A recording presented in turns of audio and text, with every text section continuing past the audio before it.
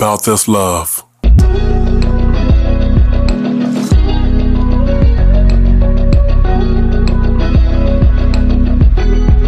About this love. How you guys doing today? You are tuning into About This Love podcast with myself, Dale, and my lovely wife, Sherelle. Say what's up to the peoples. What's up, peoples? I know it's been a while. We had to take a short break. We had a son, so we had to take some time off and just kind of get acclimated to our son and, kind of readjust our schedule.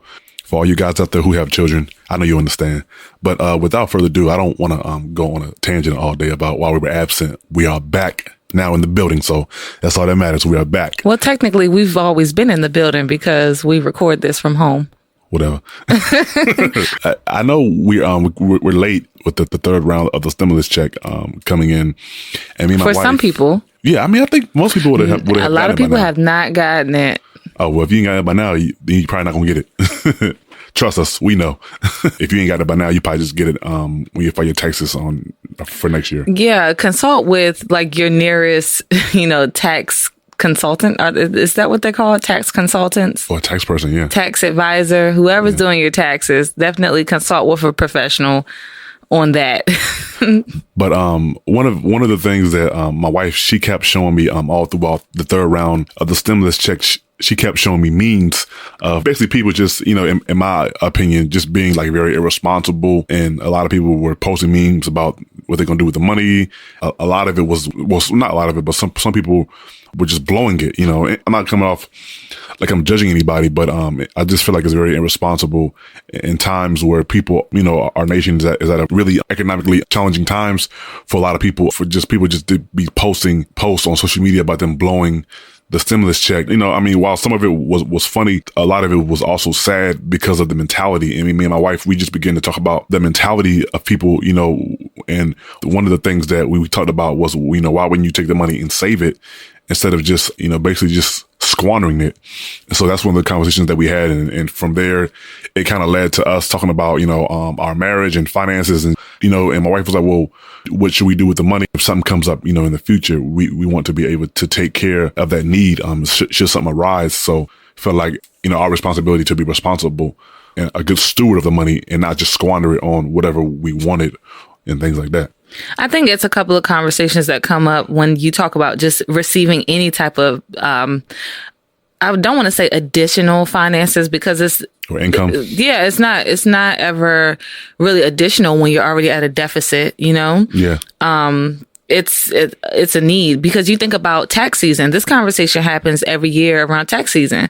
You see people, even people you work with who make the same money as you. It's like, yeah, taxes came in. I'm about to buy me a brand new car, or I'm about to, ball out or whatever. And it's kind of like, what about your responsibilities? But you can't expect people to be responsible with a large sum of money when they're already mishandling their money throughout the year in general, Yeah. People are already in debt, and not to say to any fault of their own, but at the same time, we're already starting at a deficit. So I think the conversation that we wanted to have today was about how do you work through that with your spouse, especially if you have a spouse who is financially irresponsible, I think in marriage and in any relationship where finances come up, it could be really tricky. Like I know, growing up, my family put a lot of our finances together so we can get through, make payments. I just seen something on TikTok last night where it was like, can you believe that my parents gave me a date of when they're going to kick me off their phone plan? And I was just like, that's a thing. And then I was like, well, yeah, it is a thing because really this is something new. Like if you think about it, our parents didn't grow up with being on their grandparents' cell phone plan. Yeah. You know what I'm saying? I was like, man, that's actually this is new. And so how do you navigate that? Like you're an adult with kids of your own and you don't have a cell phone plan with your spouse. You're still on your parents' cell phone plan. And it's the norm, Yeah. And that's just like kind of one aspect of it. I was just, the thing I was thinking about when I seen that video was like, wow, we really don't know how to come into our own. And especially when we have other ones that we're taken care of or responsible for or even dealing with as far as being married or in a committed relationship, we really don't know how to combine things so that we can really be more responsible. It's almost like, hey, she came in on her parents' cell phone plan. I already had my own thing going. It's cheaper to do it that way, or, it's less of a hassle until, something come up in the long run. Yeah, it's actually reminded me. One of our friends is actually about to get married real soon. But one of the things that I will say is I was talking to her father recently, and I know she's probably a couple years younger than me. Well, a couple years younger than my wife, not younger than me because I'm in my 30s. She's probably a couple years younger than my wife. But I was talking to her father. And one of the things that, he has a lot of his children to do, should they choose, is to stay home. He really prefers that they live at home until they get married. That way, that when they enter the world and enter into marriage, they're financially stable and financially solid. But long story short, so she's been, probably late 20s. She's been living with her parents, forever. And she's her whole life. Her whole life. To her father, he was like, I don't have to cover any money for the wedding because she's got it saved up, and she's also got money saved up, for a house. I know she has a few vehicles, but all of them are paid for. And I think that's one of the benefits of, when you choose to really be home with mom and dad. But I know her mother and her father. I say that to say that I'm probably sure they made sure that they got on her and made sure that she saved up her money. Like, hey, you can live home. That's fine and dandy, but you're not going to be living home and just squandering your money. If you want to squander your money, you can get out. But if you want to live at home, we want you to, but we also want you to be responsible and to really save for the future. And I say that to say, fast forward to now, she's a young woman about to enter her 30s, about to get married, probably has enough money to pay off her wedding and then drop some money down for a house and then still have money in the bank, her and her future husband. So I say that to say how financially, we just don't realize how much that really makes a difference when you're already in a position to be ahead. And I say that like even in our marriage, me and my wife got married. A lot of you guys know Amadi Shanita was recently on a podcast a couple of weeks back. Well, probably more than a couple of weeks back by now. But when we got married, one of the things that him and his wife had suggested to me and my wife, because at the time when we got married, both of us were working. And one of the things that he said to us was probably one of the greatest ideas, the greatest advice anybody had ever given me before was that, maybe what you guys should do is whoever makes the most money, live off their income and pay the bills off their income, and the other person's income can just really go towards saving and paying off debt. So early on in me and my wife's, marriage, we tried to do that as best as we could. We didn't do a very good job, if I'm being honest. We didn't do a very good job. When you're used to having one income and you get two, you kind of go a little butt wild, you know what I'm saying? Financially. Well, not only that though, but combining finances is not the easiest thing. Like, it's an ongoing conversation because it's at like whatever level you're at when you first get married of income that you're getting in, you have to manage that. And if it's already hard for you to manage on your own, you get married, you're not managing that with two incomes. It's like, we'll be better off putting our finances together. And then on top of that, you get married, let's say you guys file taxes together, you get more money. And It's like, you don't know what to do with it. It's like burning a hole in your pocket. But to your point, you're right. That was some of the best advice that they have given us, because it's like when I stopped working, it's like, well, we were already, living off of one income, even though that took time to have that understanding. And I think the conversation still continues on within our marriage about finances. But to your point with our friend that's getting married soon, I wanted to say that I think not a lot of people get that opportunity to stay home. Well, I think a lot of people don't want to. If we're and I'm not saying they don't want to, as like they don't want to, but I'm saying like, because when you stay at home with mom and dad got certain rules. Like I said, her pops and moms got certain rules that they probably put in place, and obviously she's followed them because she's still living home with them. So because I know I've talked to some of my friends, even cats that I work with, like, hey man, when you stay home with mom and dad, nah man, I'm gonna go out there and get my own place, do my own thing, you know what I'm saying? But and I'm like, bro, you have your whole life to do your whole thing, man. If I was you, I would stay home with mom and with my dad, stack your bread up, you know what I'm saying, and really pay off debt. But a lot of us, we have that mentality because we know if I'm at home with mom and dad, I can't be getting my freak on. Let's go ahead and keep it 100.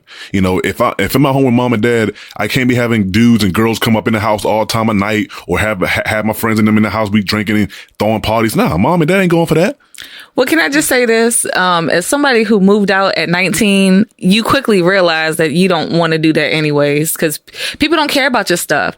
Not to say that, I got the opportunity to move out before I actually had to, but I still felt the need that I had to. Like, I didn't get the opportunity to be like, oh, I'm just going to stay home or whatever, just because of our circumstances. And it is what it is. And I don't think that a lot of people do get the opportunity, but I will say I had a couple of clients who I did like the mom's hair and also the children's hair, or the daughter's hair. And I think, one of my clients, the mother was like, yeah, my daughter actually wants to move out. And I was like, for what? Tell her to stay home. If y'all have a good place, stay home. But you're absolutely right. There's people who are just kind of like, nah, I'm out of college. I'm out of high school. I need to go get my own place because that's just like what I want to do. I don't want to be living underneath my parents' rule, and I'm an adult now. And it's almost like we so in a rush to grow up. And I'm doing quotes, I'm doing air quotes. We so in a rush to grow up and get our own. And then you realize like, it's not what it's all cracked up to be. It's not. It's not, because I'll put it to you this way. Unless you're making like 65 grand a year and more, it's very difficult. And I'm saying that because I've been below that threshold, making like $29,000, $30,000 a year. And you do learn to manage your finances and live off of that. But when someone's home and let's say they're making $1,200 every 2 weeks, what are they paying for? They probably paying for gas, cell phone bill, car insurance. 'Cause I know mom and dad paying for food. I know for a fact mom and dad paying for food. If that, because I had a friend who lived at home and I believe only paid a portion just because everything was shared. Yeah, that's true, because you're probably, if you're home mom and dad, you're probably on mom and dad car insurance as well. Yeah, that's true. Well, no, when I say everything was shared, like the car was shared, the phone bill was shared, and like this person actually said one day, like, oh, I have no worries. And I was sitting there thinking, well, gee whiz, like you have no worries? That is actually a beautiful thing. And I was like, yeah, no, I don't worry about anything.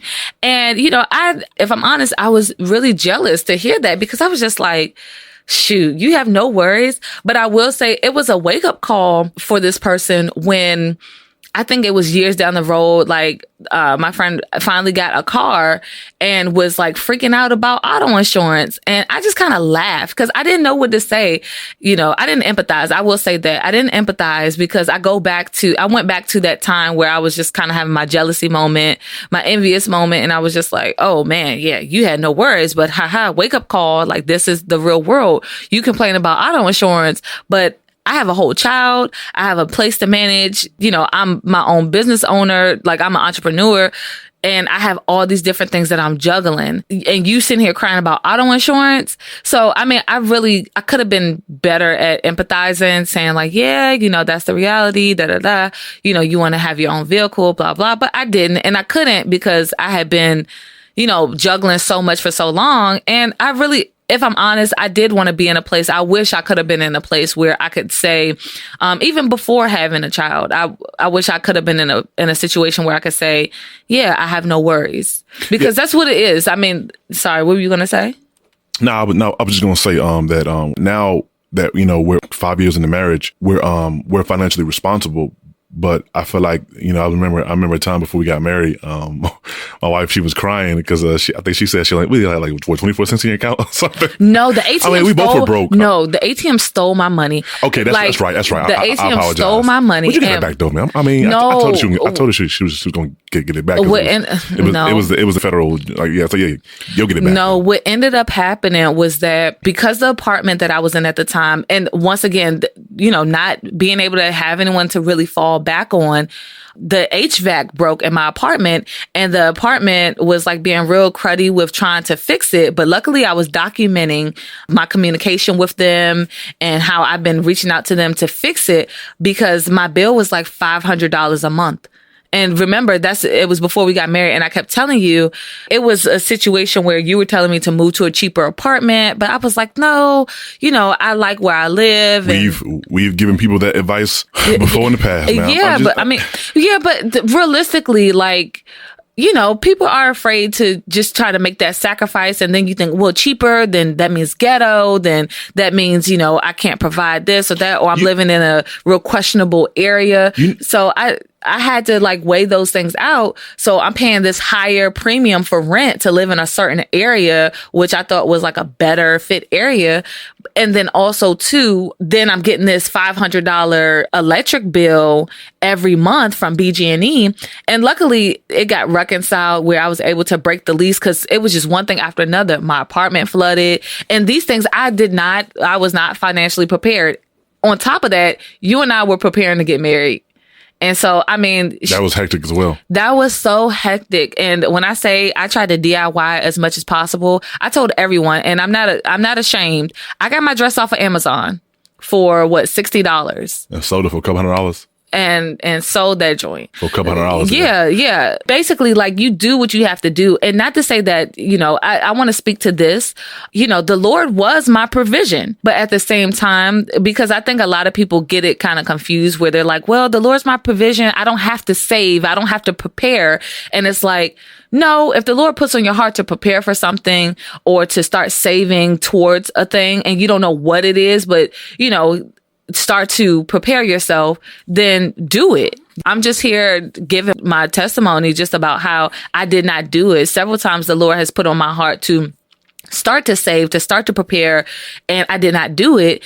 And little did I know I would have a HVAC problem. Little did I know I would be preparing for a wedding. Little did I know I would be flooded out of my apartment where, insurance covered me. But what if insurance didn't cover me? Yeah, I think one of the things that me and my wife did when we got married, however much our income was, we always told ourselves that we would live below that threshold. I don't think we put a number on it. I think it was just below the threshold. Yeah, I mean, I don't think we put a number on it. When I think back throughout our marriage, we've always been able to save a little bit, even if it's a little bit. And I think for a lot of people, even to this day, since the first day we got married, a lot of the guys that I work with, sometimes, they'll laugh at me because I come to work with a cooler and it has snacks and sandwiches, and I got a smoothie drink, canteen of water, nuts and berries that I eat when I get hungry. I know I'm at work for 10 hours. So I pack my lunchbox with food and snacks and stuff and drinks and smoothies and water. But yeah, I can go out there and just buy food every day, but it's expensive. And oftentimes I feel like people don't realize early on in marriage, people don't really stop to look at their finances. Because I remember one time when we got married, I was going to Dunkin' Donuts every night at work, every night, just to get coffee. Every night, I was spending $2 or $3 a night getting coffee. And after a while, my wife was like, why don't you just buy a coffee maker and just make your own coffee? So I did. And what I'm saying is that people already don't make enough money. I'm not saying that to say that you're broke, but what I'm saying is that if you're living check to check, that usually means that you're trying to hold on to as much money as possible and kind of tight on things. But usually, what I've seen is that when I know people who are living life check to check, when you look at their life and you realize why are you paying $150 cable bill? Why are you eating out at McDonald's every day? Or why you every day for breakfast? Why? And people don't cut back. People don't have the wherewithal to just realize, let me just buy a loaf of bread and make me a sandwich every day. I mean, I keep it 100. And I'm not saying this to be arrogant, but I'm saying that I don't have to pack a lunch if I don't want to. I don't have to. I can buy food every day. But why? Why waste the money? Well, why throw the money away? I can just go to Costco's or Sam's Club and buy me a box of chips or a box of trail mix and make me sandwiches or make me some chicken wraps or whatever, Dale, you know why? Why? You know why people don't do that? Because it's the optics. It's the people talking about you. I did that in beauty school. People living at home with mom and dad coming to school. And I mean, even when I worked in a salon, I brought a peanut butter jelly sandwich and people were like, oh, you eating that? And where the school was, it was right off of this major road in Silver Spring or in Rockville. And basically it had all the restaurants, all the types of food that you could think of, from sushi to Mediterranean to, all types of stuff, Southern cuisines, just everything you could think of. And, I was eating out every day, living on my own. And I was like, man, I'm going broke. On top of the fact that I wanted to go out and party and you had to buy a new dress every time you go out. You had to go to the mall and buy a new outfit and new shoes because you could not be photographed in the same outfit. So it's optics. it's all about optics and what somebody's going to say about you. And, you know, like when I say I got laughed out, I was like, I'm tired of being broke. And you know what? I heard a financial advisor actually say this. It doesn't matter how much money someone makes, what tax bracket someone's in. You will find, you'll find broke people at every income level. And I was like, wow, why is that? And so, you know, she was saying trying to keep up with the Clarks and the Joneses and the Williamses. Like, that's literally the names that she used.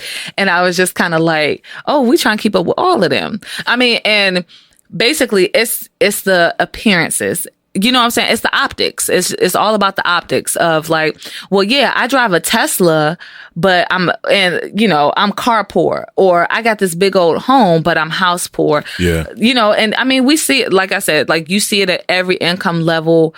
I heard a housewife say one time, actually on the Housewives, she said, yeah, you know, people didn't know that my Chanel bag was empty. I had not $1 in there. And I was just like, that's terrible. That's garbage. Your husband's an NFL player and you don't have any money in there.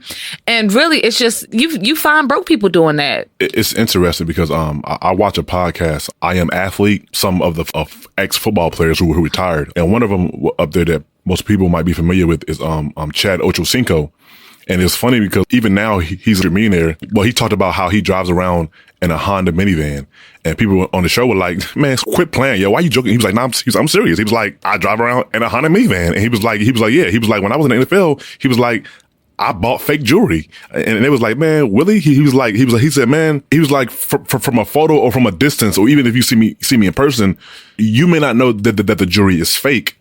Now, some people might know, but he talked about how one of the things he said is that he lived off of the advance he got from the NFL, and he never, for like 3 to 5 years, he never spent his actual salary. He lived off the advance. And I was thinking to myself, it's amazing how people who are millionaires live like they're poor, and people who are poor live like they're millionaires. And when you think about it, when you think about it from that perspective, you realize that he did that because he wanted to keep his wealth, and the little bit of money that us working class people have, we seem to just throw it away, you know. And I know that's not the case for all of us.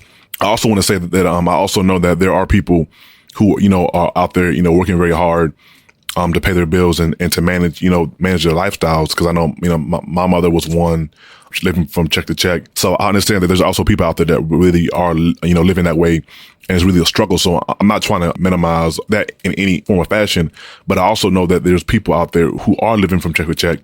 And then you also see that they just make very poor financial decisions. Like, one of the things that I always tell people all the time, you know, when I talk to younger guys on my job about buying vehicles, I was like, yo, we buy older cars with less miles.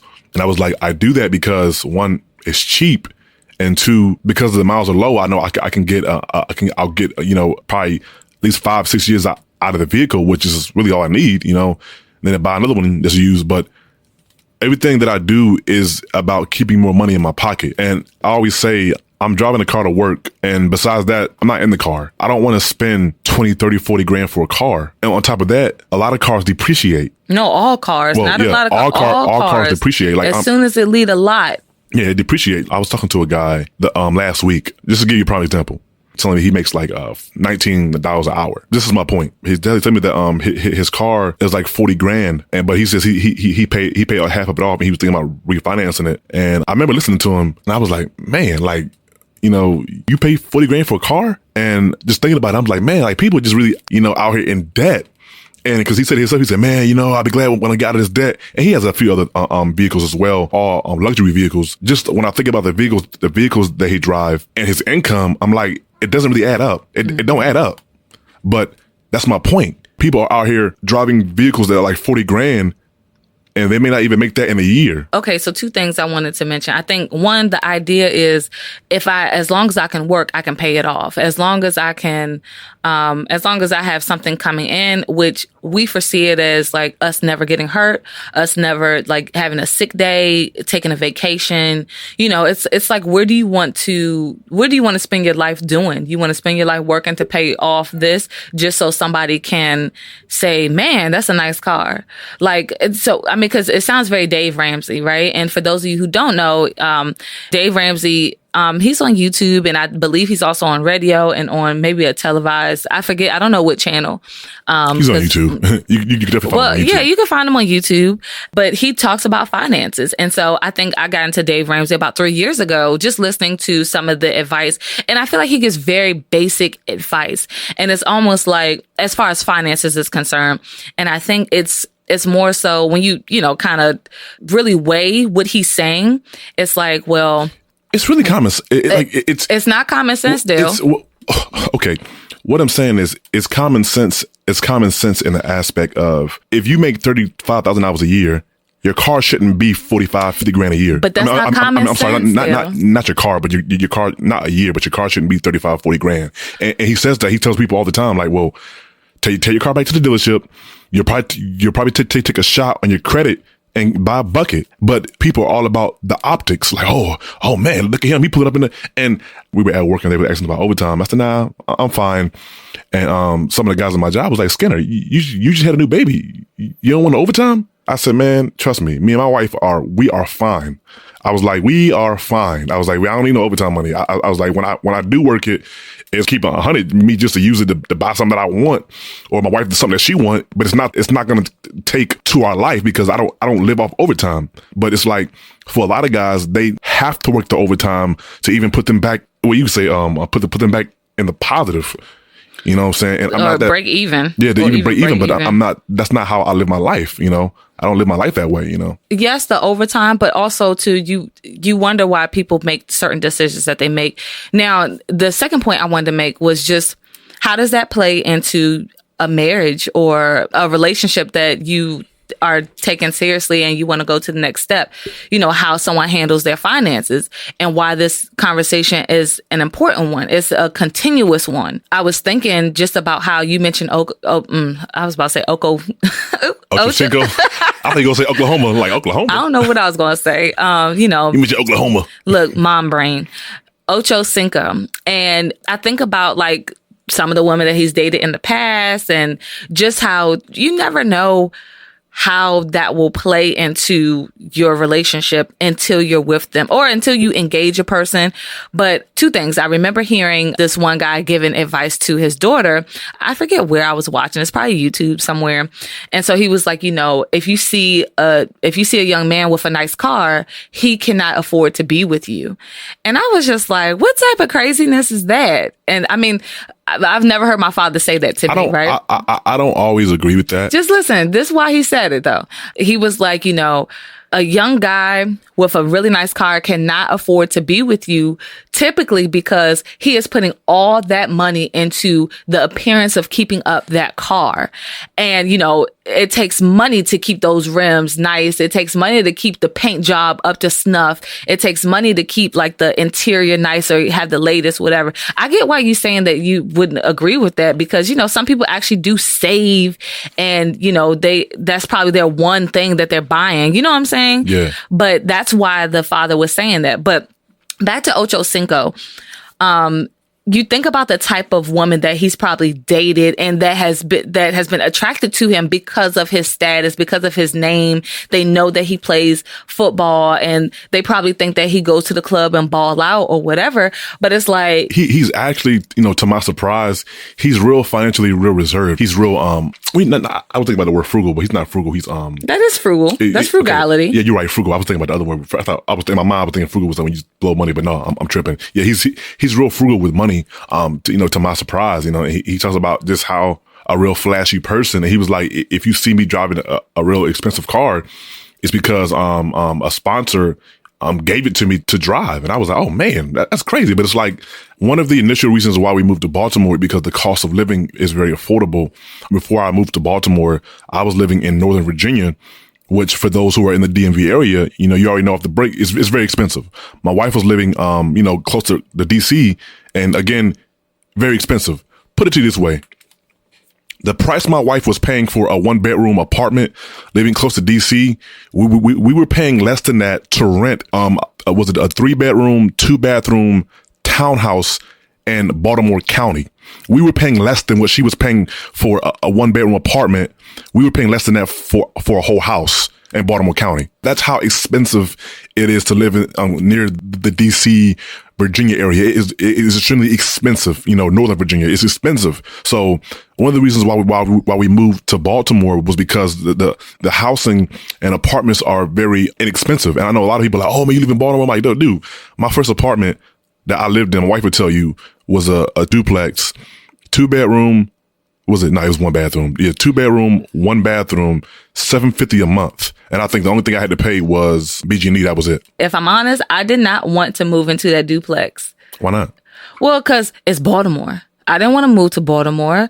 I mean, if you're from Maryland, listen, it's not new because we was arguing about it until my apartment got flooded in Silver Spring. I thought it was really going to be up for debate. Like once we got married, I was like, well, I know it's a 1-bedroom, but we'll make it work because, I'm used to living in that. I was used to living in that area. 1, I did not want to go out of my comfort zone. And then 2, I was like, well, if we both, if we're both working, oh yeah. Also too, I still was working that salon job. Oh yeah, you. So, but I thought you had left the salon by then. No, by the time that we were talking about getting married, I still worked in the salon. I wasn't traveling to my clients. I don't think that's accurate. No, it is very accurate because I remember the timeline of this because it was very traumatic. I mean, I was brokety broke, like broke. I mean, but I thought that it was up for debate because I was like, nah, I can't see myself, even though it's 2-bedroom and I have a son and he can sleep in that other bedroom. I was like, we can make it work in this 1-bedroom and probably even consider getting a 2-bedroom in the same complex. And I think it was a very short-lived conversation because then I think shortly after my apartment flooded, like maybe a few months after that. And so could you talk about in marriage? Like, I never really had a problem. I've always been a good steward of my finances. I take care of her, and my children for them, about to for the most part, but for all the part. But I think that one of the things that I would encourage people is that you lower how much money you put out and how much money to keep in your pocket. I'll start with the subscriptions. A few weeks ago, I unsubscribed to some things that we had. I was like, I don't really use it that much. Why am I paying $10 a month? So I unsubscribe to it. Maybe if you guys have internet and cable, maybe you can cut the internet off. And cut the cable off and just get like a little Netflix or some subscription, that's a little cheaper, like $9-10 a month. Maybe even look at moving to a cheaper area once your lease is up. Because oftentimes, as I said, we don't consider living out of our comfort zone. I know cats that I know I work with live like an hour from work. But when you talk to them, they're telling you, yeah, I have like a house and some land and I pay $900 a month. And you're like, how? Coming to the place in your life where you try to keep as much money as you make as possible. And in the areas where you're spending money, like I said before, when I was buying coffee every day from Dunkin' Donuts and buying sandwiches every day from McDonald's, find out where to cut back on costs. And do that and watch your savings grow. Like really watch it grow, I mean, I've even talked to people in my past years ago who were paying like $800, believe it or not, Sherelle, $800 for a car note. And it's 2 people I know for a fact, and both of them took my advice. I said, man, if I was you, I'd take that car back to the dealership and tell them I fell on hard times. I said, yes, you're going to take a hit on your credit, but would you rather take a hit on your credit or be paying $800 a month? In both instances, both guys took my advice and they did that.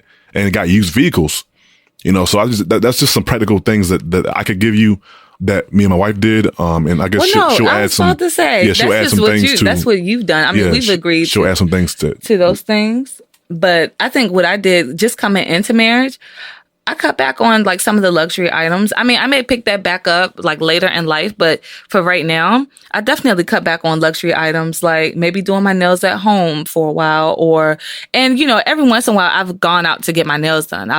We've had, women's spa weekend or whatever, but especially being married with children or even when you and I we've always been married with children or with a child, but I mean, I've cut back. I've made a conscious decision. Like I've never gone to go get my hair done. Well, really, because I'm a hairstylist, but I've considered, like I used to buy hundreds of dollars of weave. And I mean, you just try to consider what you can cut back on. And some people are like, I've heard that conversation about, well, I'm high maintenance. And so like my man should understand that. But also like you're high maintenance where you want the hair, the nails, the clothing, the house, the car. Just know that that's going to take a toll on your marriage because I mean, like from a wife's perspective, you want all of these things. And see, I have to remind my husband, like when I tell him I want something, I'm telling him just in general, but I don't mean that I want it right now. And I feel like we tend to do that as wives, as women in general. Like, oh, I see something, I want it now. I want to go get it right now. She just punked me into buying her Pixel 4a. No, my phone has been messed up for like over a year now. So stop playing. Hold on. So I punked you into buying yourself one too? Yeah. No, exactly. Cut it out. But no, like basically, we get into that habit. And so what we'll end up doing is working ourselves and working our spouse to death. Oh, I'm sorry. I didn't mean to cut you off, but I wanted to add this right here too. Throughout our entire marriage, one of the things that we started to do was, we started to buy our phones used on eBay. In our entire marriage, we might have had like, I'll say 4 or 5 phones. My point is, this is our first or second time. I think it's our first, but this is our first time buying a phone brand new. In my fact, this phone, it's not even brand new because it's open box from Best Buy. It's open box, so it's brand new, but it's not like brand new from the factory. But like just finding ways, like if you want something, finding ways to save and just buying it used. And I've never had a problem buying phones off of eBay used. I had a problem one time. And I sent it back to the seller, and he gave my money back, and I bought another one. I just keep it 100 with you. We do little as possible on credit, and when we do, we may pay it off like the next week. Because sometimes, like my wife, and I think she hates that about me. I'll buy something on credit, knowing that I have the money to pay it off. I'm like, well, I don't want to pay right now. And she's like, why you there for? That doesn't make any sense. I'm like, well, I don't want to pay it right now. I'll pay it next week. No, but every time I turn around, you get some letter in the mail saying your credit's higher, and I'm just like, how high can someone's credit score go? But I get, when you come from struggle and then you have the opportunity to get out of struggle and you recognize it, then it's like, I'm going to get out of struggle. I'm going to get out of that mindset. And I think I struggle with it because, our parents do in the same way that our parents show us how to interact with one another in relationships. They also show us that way. They show us that in finances because I didn't learn to save until I was about 21. Wow. No, that's true. So hopefully, you guys learned something from us today. I want to say on our next podcast episode, what I really wanted to touch on is are women gold diggers if they want a man with money, or is that like the prerequisite for having, a woman or a wife? And I have mixed feelings about that, but I'll share that on the next podcast episode. Tune into the next episode to really get more about that. So until next time, thank you guys for rocking with us. Peace. Thank you for tuning into today's podcast episode. Be sure to follow and share your thoughts as we continue the conversation on About This Love's Facebook, Instagram, and YouTube channel. Join the About This Love community on Discord. The ATL podcast episodes can be found on all podcast streaming platforms. If you've enjoyed today's conversation, please consider submitting a donation via PayPal or Cash App to keep our podcast going. Click on the link below to find our podcast and social media platforms. Thank you. Until next time, peace.